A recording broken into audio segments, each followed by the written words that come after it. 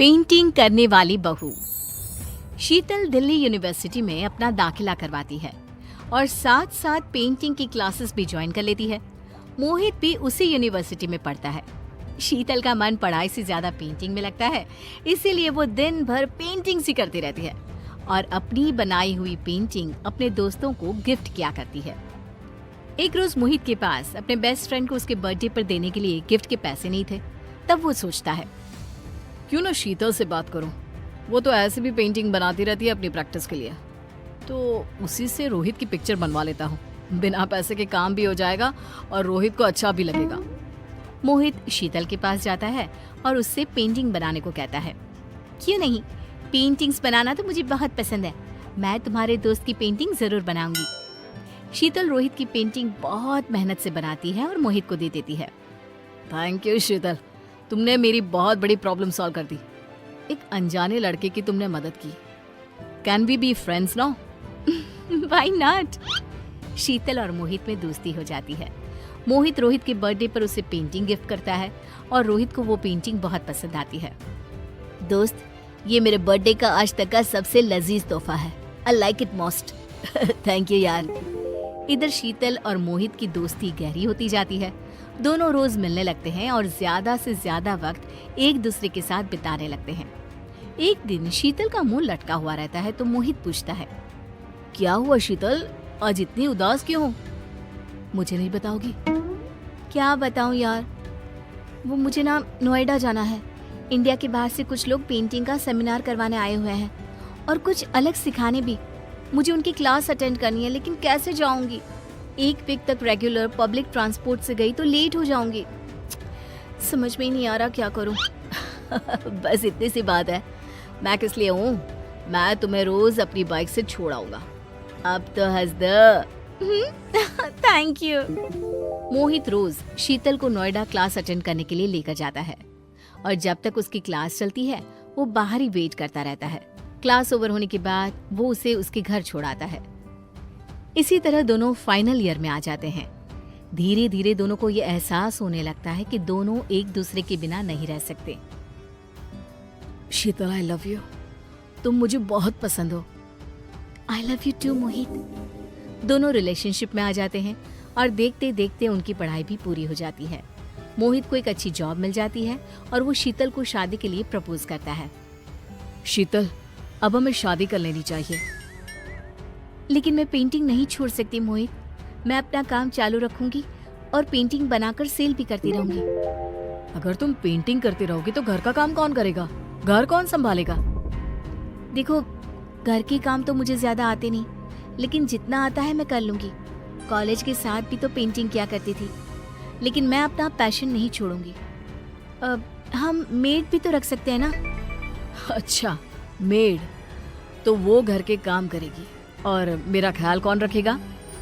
अच्छा जी, अब तक कौन रख रहा था तुम्हारा ख्याल? तुम ही तो। दोनों की शादी हो जाती है और शीतल मोहित से शादी कर धनबाद आ जाती है। कमला शीतल से कहती है, बहू, थोड़ा घर पर भी ध्यान रखा करो। पूरे घर पर कार्डबोर्ड पड़े रहते हैं, कोई घर पर आ जाए तो कितना खराब लगता है। हर जगह कार्डबोर्ड कार्डबोर्ड, और तेरे हाथों में तो जब देखो तब रंग लगा होता है और इसी हाथ से तुम खाना भी बना देती हो। अरे कम से कम हमारी सेहत का तो सोचा होता। जब तुम इस तरह करोगी तो आगे क्या होगा? कल को तुम्हारे बच्चे होंगे।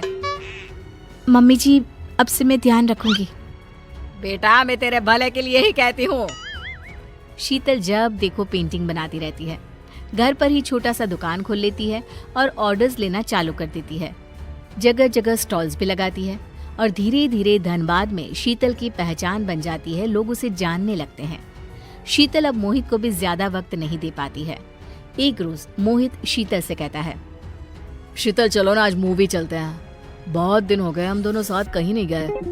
नहीं यार, अभी मुझे एक ऑर्डर कंप्लीट करना है रात तक। क्या यार, जब देखो पेंटिंग पेंटिंग, जिंदगी ही खराब हो गई है मेरी। मुझे लगा था कि शादी के बाद तुम पेंटिंग करना थोड़ा कम कर दोगे, लेकिन तुम्हारा पैशन तो दिन पर दिन बढ़ता ही जा रहा है। क्या करूं मैं? शीतल रोने लगती है और वहां से चली जाती है। एक बार धनबाद में बहुत बड़ा एग्जीबिशन लगता है और शीतल का एक कस्टमर उससे कहता है, दीदी, आप उस एग्जीबिशन में अपनी पेंटिंग क्यों नहीं बेचती हैं? आपकी पेंटिंग्स का तो कोई जवाब ही नहीं है। देखती हूँ, मेरा जाना तो पॉसिबल नहीं हो पाएगा। शीतल के दिमाग में कस्टमर की बातें घूमने लगती है और वो सोचती है, कल अपनी पेंटिंग वहां भिजवाई देती हूँ, क्या पता कुछ अच्छा हो जाए। शीतल अपनी फ्रेंड के जरिए अपनी बेस्ट पेंटिंग एग्जीबिशन में भिजवा देती है। पता नहीं पेंटिंग किसी को पसंद आएगी या नहीं, पता नहीं क्या रिएक्शन होगा सबका। इन्हीं सभी बातों में शीतल खोई रहती है और गलती से कार्डबोर्ड सीढ़ी में रख देती है और विमल गिर जाता है। ये देखकर मोहित और कमला आग बबूला हो जाते हैं। अरे माथा खराब हो गया है इस लड़की का, इस रंगाई पुताई में सबको मार कर छोड़ेगी। कुछ लोगों ने तारीफ क्या कर दी, पागल ही हो गई है ये तो। आज से तुम्हारे सब काम बंद, ये पेंटिंग वेंटिंग नहीं करोगे तुम अब से। मोहित विमल यानी कि अपने पापा को डॉक्टर के पास ले जाता है। तब डॉक्टर कहते हैं, इन्हें कुछ नहीं हुआ है, उम्र होने के कारण इन्हें पैर में दर्द हो रहा है, टेंशन की कोई बात नहीं है। पर अब से शीतल गुमसुम सी रहने लगती है। महीने बीत जाते हैं। फिर एक दिन शीतल को एक कॉल आता है। क्या आप शीतल अग्रवाल बात कर रही हैं? जी हाँ। आपकी पेंटिंग को नेशनल लेवल पर पसंद किया गया है, इसीलिए अगले हफ्ते आपको अवार्ड दिया जाएगा और इनाम के 50 लाख भी। क्या आप सच कह रहे हैं? हाँ बिल्कुल। ये खबर सुनकर शीतल को अपने कानों पर यकीन नहीं होता। अगली सुबह ये खबर अखबारों में आ जाती है। न्यूज़ देखकर मोहित शर्मिंदा महसूस करता है और शीतल से कहता है, शीतल मुझे माफ कर दो, मैं तुम्हारी कला को पहचान नहीं पाया, लेकिन अब मैं तुम्हें हर वक्त सपोर्ट करूंगा और अगले हफ्ते अवार्ड लेने तुम जरूर जाओगी। कोई बात नहीं मोहित, मैं तुम्हारे हालात समझ सकती हूँ।